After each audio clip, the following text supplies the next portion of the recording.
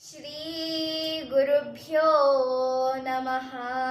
ಶ್ರೀ ಶ್ರೀ ಸ್ವರ್ಣವಲ್ಲಿ ಗುರುದ್ವಯರಿಗೆ ನಮಸ್ಕರಿಸುತ್ತಾ, ನನ್ನ ಹೆಸರು ಸಾನ್ವಿ ಆರ್ ರಾವ್. ನಾನು 6ನೇ ತರಗತಿಯಲ್ಲಿ ಓದುತ್ತಿದ್ದೇನೆ. ನನ್ನ ಶಾಲೆಯ ಹೆಸರು ಹಿಮಾಂಶು ಜ್ಯೋತಿ ಕಲಾಪೀಠ. ನಾನು ಭಗವದ್ಗೀತೆಯ 18 ಅಧ್ಯಾಯಗಳನ್ನು ಕಲಿತು ಮುಗಿಸಿದ್ದೇನೆ. ನನಗೆ ಭಗವದ್ಗೀತೆಯನ್ನು ಕಲಿಯುವ ಅವಕಾಶ ಮಾಡಿಕೊಟ್ಟ ಶ್ರೀಮತಿ ಸವಿತಾ ಜೋಶಿ ಭಗಿನಿಯವರಿಗೆ ತುಂಬು ಹೃದಯದ ಧನ್ಯವಾದಗಳನ್ನು ಅರ್ಪಿಸುತ್ತೇನೆ. ನಾನು ವರ್ಗ ಸಂಖ್ಯೆ 3ರ ವಿದ್ಯಾರ್ಥಿನಿ. ನನ್ನ ಗುರುಗಳಾದ ಶ್ರೀಮತಿ ಸರಸ್ವತಿ ಮಾರಿಗೋಳಿ ಭಗಿನಿಯವರಿಗೂ ತುಂಬು ಹೃದಯದ ಧನ್ಯವಾದಗಳನ್ನು ಅರ್ಪಿಸುತ್ತೇನೆ. ನನ್ನ ಗುರುಗಳು ತುಂಬಾ ಚಂದ ಮಾಡಿ, ತುಂಬಾ ಸುಂದರವಾಗಿ ಶ್ರೀಮಠದ ದಾಟಿಯಲ್ಲಿ ಭಗವದ್ಗೀತೆಯನ್ನು ಹೇಳಿಕೊಟ್ಟಿದ್ದಾರೆ. ನಾನು 18ನೇ ಅಧ್ಯಾಯವನ್ನು ಕಲಿಯುವಾಗ ನನ್ನ ಶಾಲಾ ಪ್ರಾರ್ಥನೆಯಲ್ಲಿ ಸುಮಾರು 2000 ಮಕ್ಕಳಿಗೆ ಮತ್ತು ನನ್ನ ಸಹಪಾಠಿಗಳಿಗೆ ಭಗವದ್ಗೀತೆಯನ್ನು ಹೇಳಿಕೊಡುವ ಅವಕಾಶ ಒದಗಿಸಿಕೊಟ್ಟಿದ್ದಾರೆ.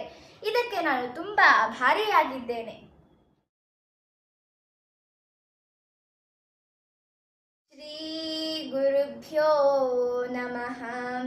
ಅಥ ಭಕ್ತಿಯೋಗೋ ನಾಮ ದ್ವಾದಶೋऽಧ್ಯಾಯಃ.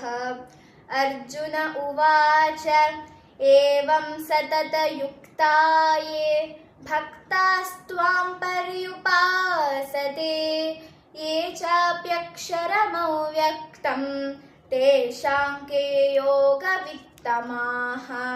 ಶ್ರೀ ಭಗವಾನುವಾಚ ಮಯ್ಯಾವೇಶ್ಯ ಮನೋ ಯೇ ಮಾಂ ನಿತ್ಯಯುಕ್ತಾ ಉಪಾಸತೆ ಶ್ರದ್ಧಯಾ ಪರಯೋಪೇತಾಃ ತೇ ಮೇ ಯುಕ್ತತಮಾ ಮತಾಃ.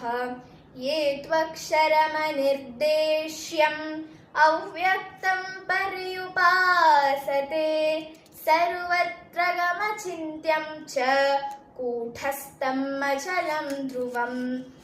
ಸನ್ನಿಯಮ್ಯೇಂದ್ರಿಯಗ್ರಾಮಂ ಸರ್ವತ್ರ ಸಮಬುದ್ಧಯಃ ತೇ ಪ್ರಾಪ್ನುವಂತಿ ಮಾಮೇವ ಸರ್ವಭೂತಹಿತೇ ರತಾಃ. ಯಶೋಧಿಕತರಸ್ತೇಷಾಂ ಅವ್ಯಕ್ತಾಸಕ್ತಚೇತಸಾಂ ಅವ್ಯಕ್ತಾ ಹಿ ಗತಿರ್ದುಃಖಂ ದೇಹವದ್ಭಿರವಾಪ್ಯತೆ. ಯೇ ತು ಸರ್ವಾಣಿ ಕರ್ಮಾಣಿ ಮಯಿ ಸನ್ಯಸ್ಯ ಮತ್ಪರಾಃ ಅನನ್ಯೇನೈವ ಯೋಗೇನ ಮಾಂ ಧ್ಯಾಯಂತ ಉಪಾಸತೆ.